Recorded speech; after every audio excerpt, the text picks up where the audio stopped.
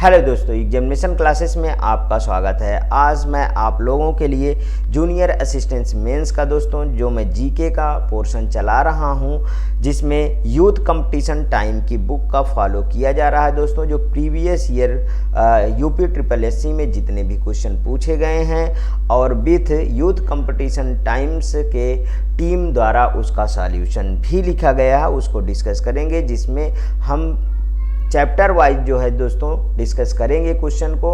आज का चैप्टर है दोस्तों वैदिक सभ्यता। हाँ दोस्तों, आइए पहला क्वेश्चन देखते हैं दोस्तों। उपनयन समारोह से क्या तात्पर्य है? जिसमें ऑप्शन है दोस्तों, बच्चों को एक औपचारिक नाम दिया जाता है, बच्चे को सूर्य और चंद्र के औपचारिक दर्शन कराए जाते हैं, बच्चे को पवित्र जनेऊ धारण कराया जाता है, बच्चे को विवाह किया जाता है, बच्चे का विवाह किया जाता है। दोस्तों इसका ऑप्शन बिल्कुल सी वाला ऑप्शन इसका सही होगा।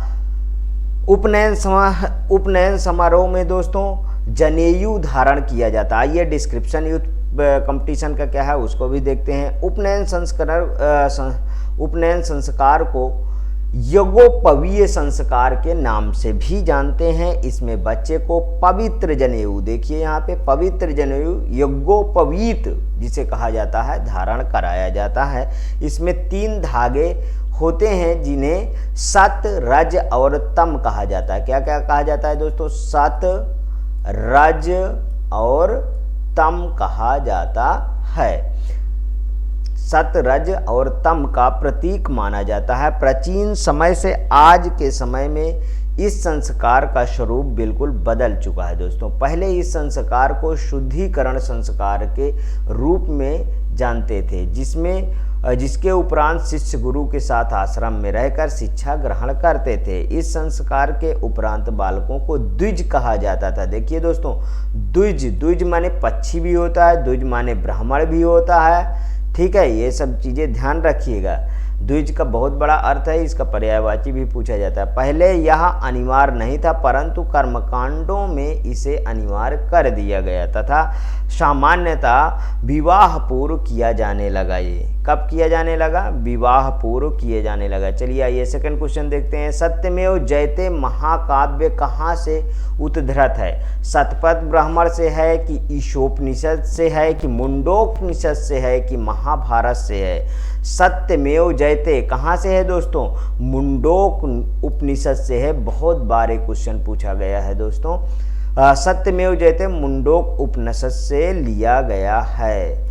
इसी उपनिषद में यज्ञ की तुलना टूटी नाव से की गई है। बहुत बड़ी बात।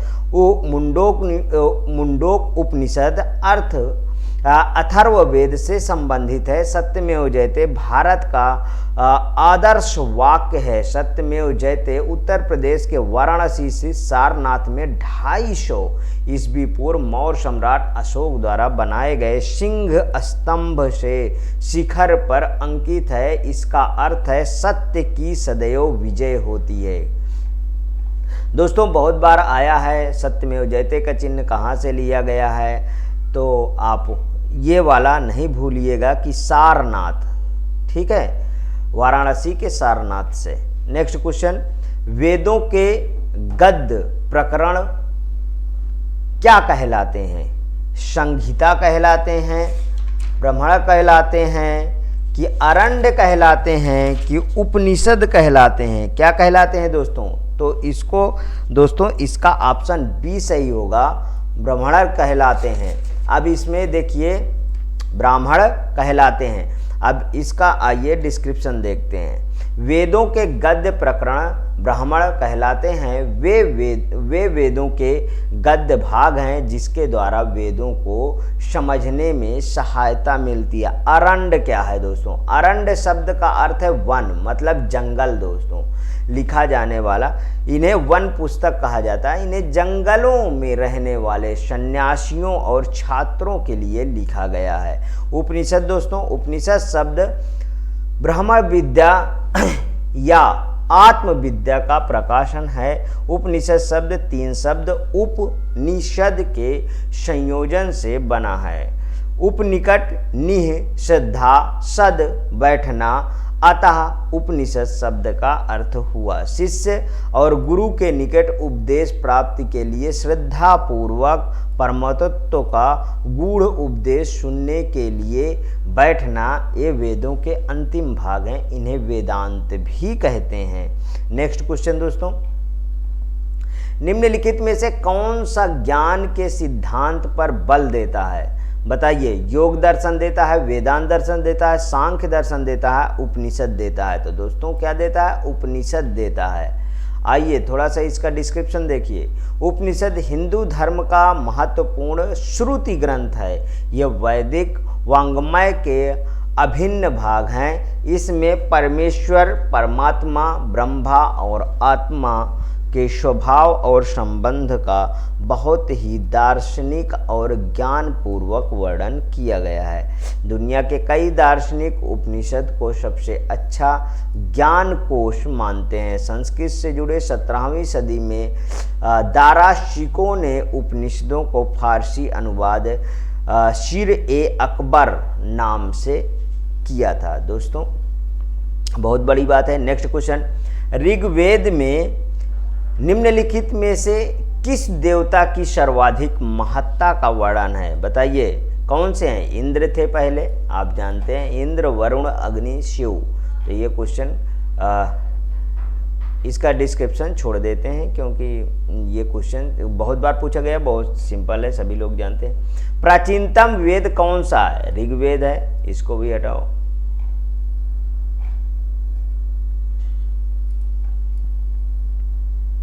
प्राचीनतम वेद कौन सा है दोस्तों? ऋग्वेद है। ठीक, ध्यान रखिएगा। चलिए आइए नेक्स्ट क्वेश्चन, निम्नलिखित में से किस भारतीय पुरातन ग्रंथ में अपराध और अपराधी का जिक्र आता है? अर्थशास्त्र, मनुस्मृति, न्याय मीमांसा, उपर्युक्त सभी। तो इसका ऑप्शन उपर्युक्त दोस्तों सभी में ये चीज है। ठीक, उपर्युक्त सभी में, अर्थशास्त्र, मनुस्मृति, न्याय मीमांसा, इन सभी ग्रंथों में दोस्तों लिखा गया है कि अपराध और अपराधी का जिक्र आता है। नेक्स्ट क्वेश्चन, शतपथ ब्राह्मण और तैत्तिरीय ब्राह्मण के ब्राह्मण मूल पाठ हैं। सामवेद हैं, अथर्ववेद है, ऋग्वेद है, यजुर्वेद है। तो देखो शतपथ ब्राह्मण और तैत्तिरीय ये सब दोस्तों यजुर्वेद के हैं। वेद और उनके ब्राह्मण निम्नलिखित हैं, उनके ब्राह्मण निम्नलिखित है। जैसे ऋग्वेद ऐतरेय ब्राह्मण और कौशितकी ब्राह्मण, शुक्ल यजुर्वेद शतपथ ब्राह्मण। यहाँ पे ध्यान दीजिएगा, ये बहुत बार पूछा गया है दोस्तों।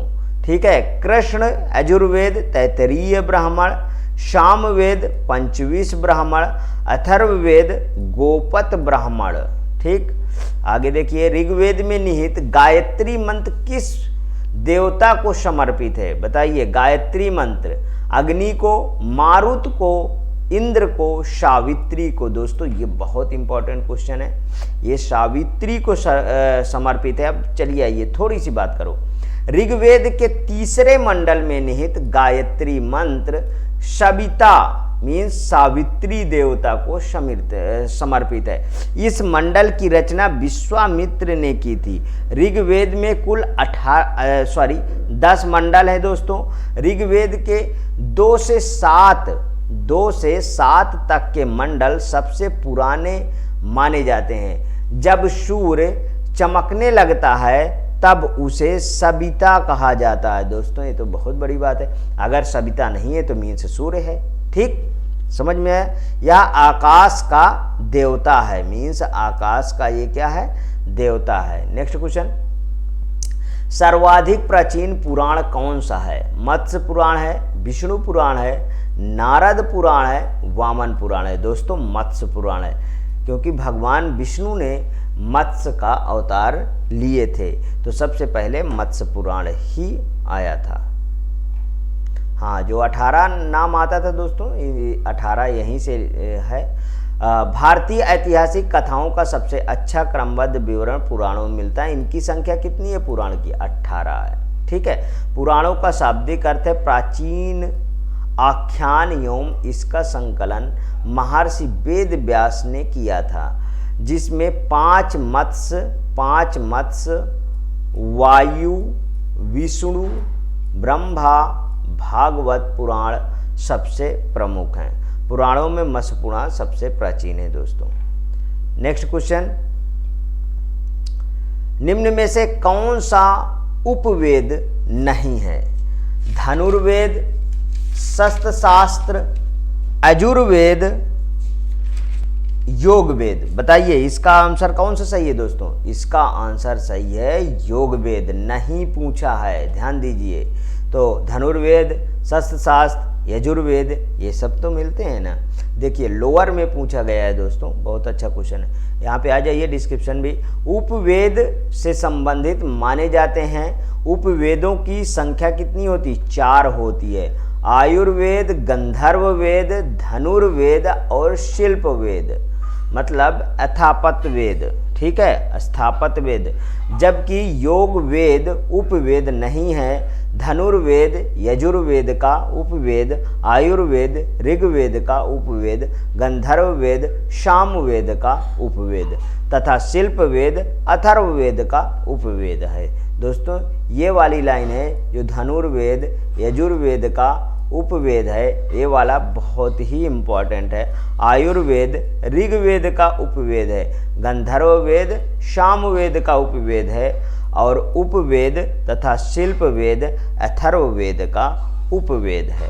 नेक्स्ट क्वेश्चन, वैदिक देवता इंद्र किसके देवता हैं?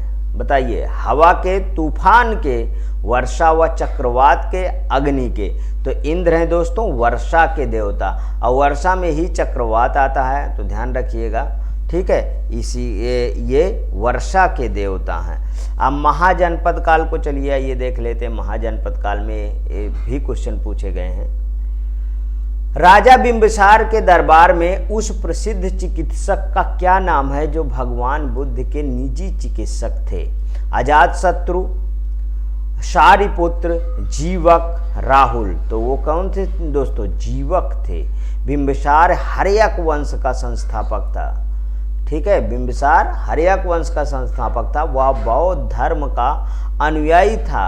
इसके दरबार में प्रसिद्ध चिकित्सक जीवक रहते थे, जिन्हें भगवान बुद्ध का निजी चिकित्सक के रूप में उनकी सेवा के लिए भेजा गया था। अजातशत्रु पूर्वी भारत में मगध के हर्यक वंश का एक राजा था। वह बिंबिसार का पुत्र था। अब दोस्तों हम नेक्स्ट वीडियो में जैन एवं बौद्ध धर्म को डिस्कस करेंगे। तब तक आप जो है अपना ख्याल रखिए और इस वीडियो को वॉच करिए, इससे बहुत कुछ मिलेगा दोस्तों। मान लीजिए जिनके पास ये बुक नहीं है, वो तैयारी कर रहे हैं, मान लीजिए दूर दराज में कहीं भी हैं, तो आराम से यदि उनके पास मोबाइल है तो आप वहाँ से ओपन करके इसको आराम से तैयारी कर सकते हैं। ओके दोस्तों, थैंक यू।